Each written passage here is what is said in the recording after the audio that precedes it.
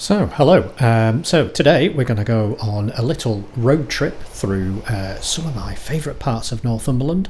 Now, I am going to be doing this on a motorbike, a Yamaha XSR900, but it's not really a bike review, although I might refer to the bike every so often. Anyway, as always, we're going to begin in Berwick-upon-Tweed. And what we're going to do is we're going to hit the B6525 over to Wooler. Now, the reason why I'm using lots of multicam views is not to show off my editing skills, but it's really just to try and give a feeling for what I'm seeing on the road as I'm riding around. And there's a lot to see, and as you can see, it's an absolutely beautiful day. Now, the B6525, I'm going to be going through Ancroft in a tiny little bit, but I've got some really fabulous bends coming up, and I have to say the XSR900 is just fabulous around these bends.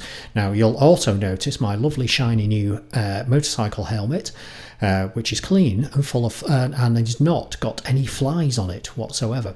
However, in about 5 minutes time, it's going to get absolutely splattered. So we seem to have lots of flies knocking around at the moment, and from what I understand, they're called St. Mark's flies, and they're particularly evil and sinister because they're like jet black and they dangle their legs behind them and they just look really nasty. Anyway, so just whizzing around the bends here on the B6525, and we're just going to be going through Ancroft very, very soon. There's not much in Ancroft. There's a nice little old church. Used to be a pub called the Lamb, which is on the right hand side, just coming up now, but it's been converted into a house. Anyway, I'm just going to observe the speed limit and just whiz round through Ancroft. Now, I am recording this after the event, so I'm sat at home at the moment. Main reason for that is I really don't have the intellectual ability to be able to ride and speak at the same time. And given that most of the time when I am riding, I do tend to be kind of reciting Van der Graaf Generator lyrics, which is, possibly not a good thing, such as, "And though dark is the highway, and the peak's distance breaks my heart, for I never shall see it, still I play my part, believing that what waits for us," etc., etc. I mean, you've got to be a Van der Graaf Generator fan or a Peter Hamill fan, to really love that kind of thing, and I'm certainly not going to sing it. Right, okay, I'm turning right here, down a little gravelly, bumpy little road. Not only is the countryside absolutely beautiful. Oh look, a couple of people there. Hope they haven't got a gun or anything. Right, so I'm just carrying on a little bit further down this road, and we're going to stop and have a look at something really beautiful and really special. And also it's a place that's got a very particular atmosphere and vibe. And where we're going is towards Rufting Linn. Now, there is a waterfall there, which I've done a video of the waterfall previously, but we're not going to go and see the waterfall today.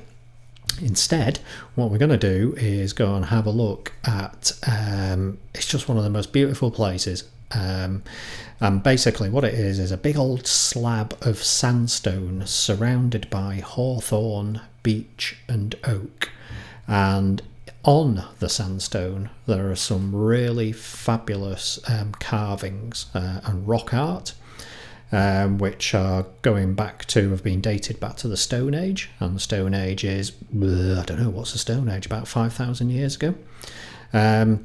And you can wander all around, you can have a look at the rock art, and there is such a presence about the place, and it's a place that still draws people now. Obviously people want to have a look at the rock art, but I think people are drawn to it because there is something about the place, and you'll see it very, very soon. So it's just on the right hand side. What I'm going to do is just go on a little bit further. I'm going to turn round, and then I'm going to park at the side of the road, and then we'll take a look at the rock art and the carvings at Rufting Linn, which are fabulous. Like I say, probably over about 5,000 years old, which is, I don't know, Neolithic, early Bronze Age, Stone Age, you know what? I don't really know. I mean, anyway, it's like really, really old. I mean, you can imagine people, the Northumbrians of the day, carving these fabulous petroglyphs into the rock, and it's really quite affecting. So what I'm going to do is I'm going to switch off the bike now, take you there, and be quiet.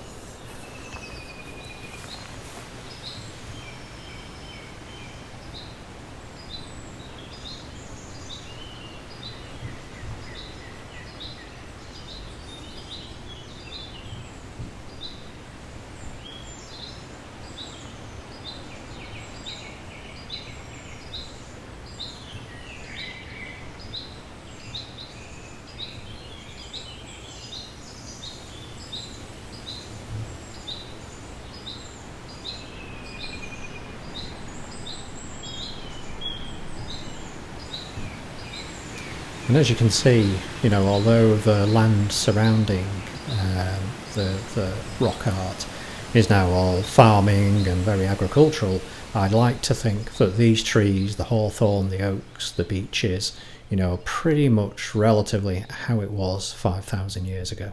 It's a really beautiful, special place. The rock art is amazing, but like I say, it's the atmosphere of the place. It really does feel something special. And if you believe in such things, I'm probably sure it's sat on a ley line or something. Anyway, we're going to move on now. So, where are we now? Right, so I'm back on the B6525, so I'm heading towards Wooler at the moment, and we're just coming through a place called Doddington. Really nice name, Doddington. Yeah, so Doddington's really nice, not much there. Notably famous for Doddington's Farm and Dairy, which produce utterly fabulous ice cream. Oh, it's so gorgeous. I had some last year that was... it was a really peculiar flavour. I'm sure it was like cardamom or something. And they did just do a brilliant salted caramel one. Anyway, right, so I'm heading towards Wooler. And I'm going to turn off again onto a little road here. The reason being, I'm just going to stop on the left-hand side. And we're just going to take a quick look at the countryside. Behind me, those hills, those are called the Cheviots. But I'm just going to park up here. And we'll just take a little aerial shot of the countryside looking, I think we're looking south at the moment, and Wooler is off to the west. Here we go.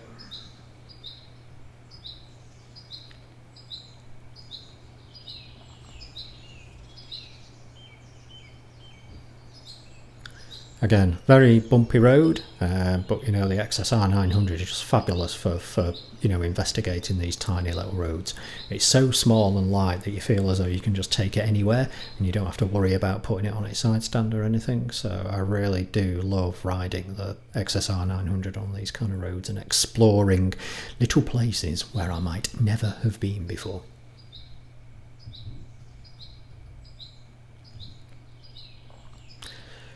Okay, so I'm going to get back on the road again. So just a little bit further up now, so we're just going to come over a little bridge called Wheatwood Bridge, and I think this was built in the 1500s, again, probably by Normans or something, or is that too late? Don't know. Yeah, probably was a bit too late, yeah. So built in the 1500s, small, narrow, single-span bridge over the River Till, but it's really beautiful, and as you can see, the countryside is just absolutely gorgeous, obviously helped by the fact that it's a really lovely day. Okay, so we're going to continue up here for a bit, and then we're going to cut to a tiny little lane surrounded by hawthorn. Okay, now at the end of this little lane is something extremely special, and this is old Bewick Church. So I think it's called the Holy Trinity Church, and it's just the most gorgeous place. Now, I'm not a religious person at all, but again, a little bit like the stone carvings, there is such a vibe and an atmosphere about this place. If you're feeling stressed, if you're feeling tired, you know, you come to this place, sit in that little bench, and you just enjoy it. It's gorgeous. So I think it was built in around the 12th century. So what's that? 900 years old. Probably got something to do with the Normans and the Anglo-Saxons again. But it's a gorgeous place. Unfortunately, I couldn't get inside it today because of COVID. So instead, we'll just have a wander around the graveyard, and I'm going to shut up again and just listen to the sound of the birds.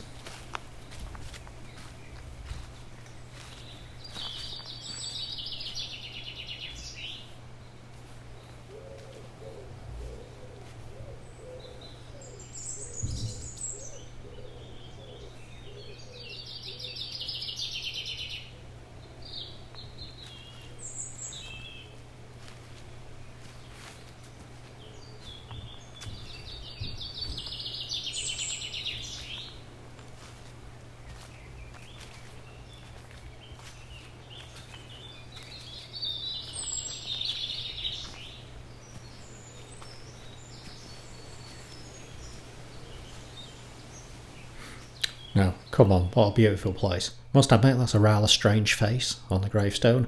I would like to think, it's got some kind of vaguely pagan thing going on, but, probably not.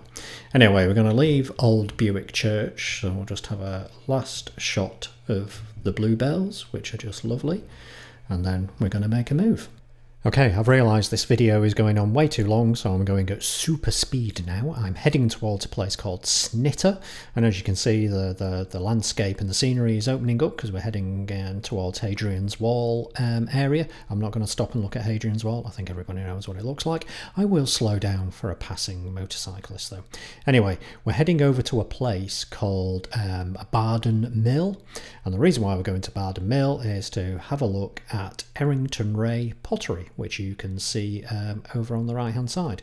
So I'm just going to pull over here, park in the car park and just have a look around. So Errington Ray, it was established in 1878, I think, and it's the only commercial pottery in the UK that does something called salt glazing, which I'm not a potter by any stretch of the imagination, but basically you apply salt before the firing process and you get a really distinctive looking finish and very hard wearing pots.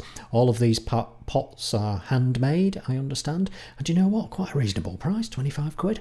Anyway, 1878, as you can see, the buildings in the kiln look really Dickensian. I mean, you could imagine a Dickensian urchin being asked to go into the kiln and sweep it out. Of course, that kind of thing doesn't happen anymore with health and safety, etc. Quite rightly too. But anyway, here are the pots. Look absolutely gorgeous and lovely. So I just thought ending up here will be a nice way to kind of focus and frame this little trip out to Northumberland, or around Northumberland. Anyway, there's the mighty XSR900, and we're going to finish off with a final walk through Old Bewick Church, just because it's so beautiful. Hope you've enjoyed the trip, and cheery bye.